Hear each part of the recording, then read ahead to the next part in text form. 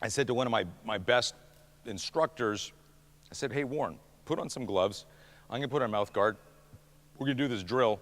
And in this drill, what I want you to do is we're just going to start a conversation, because we always get in the ring and do shit. We always start the scenario, but I want to isolate shit. And I really got into isolation training. And this is like a long time ago.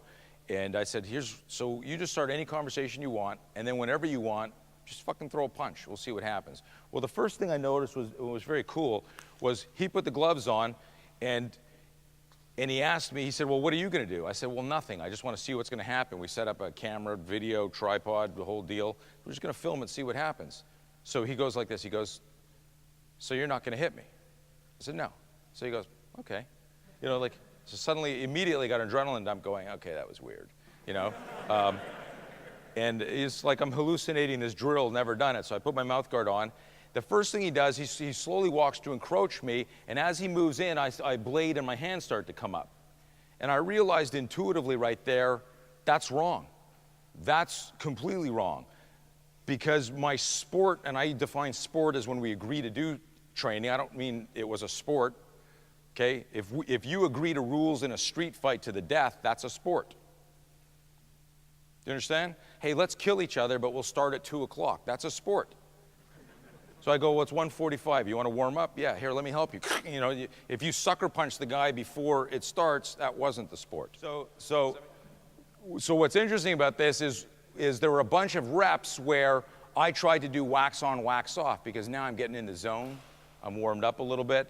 And what would happen is, he'd throw a haymaker, and I'd go, yeah, and then a left hook would come out, and I'd stand, boom, and I'd get nailed with it, because I didn't know what his next move was going to be. There was no boxing rhythm, whatever.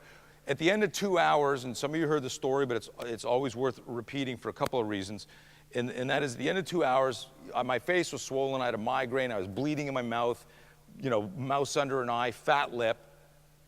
And one thing I talk about, and it's not to get a pat on the back, it's that I've known martial artists and instructors for years. I don't know a lot of guys that would do a drill, or females that would do a drill where they got their ass kicked for 2 hours, because I was the punching bag for 2 hours on a quest to understand something I didn't even know what the question was.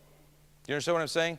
Is I did that, and I know a lot of people, and it's one of the things that's amazing about CrossFit, if you do it right, it's always scary and it always sucks, okay? And so what we tend to do as human beings is we do drills we're good at, because we're so fucking insecure at a certain place, most of us, that we do things that we're good at so we feel good about it. And if you really want to stretch yourself as a warrior, there's a famous warrior maxim says that a great warrior understands or seeks weakness. Great warriors seek weakness. And if I say that, if I put that on the board there, most of you at first dissection would go, yeah, the weakness in the enemy. I'm going, no, motherfucker, the weakness in you. If you had to beat you, where would you attack you? What would you do psychologically, emotionally, physically to attack yourself?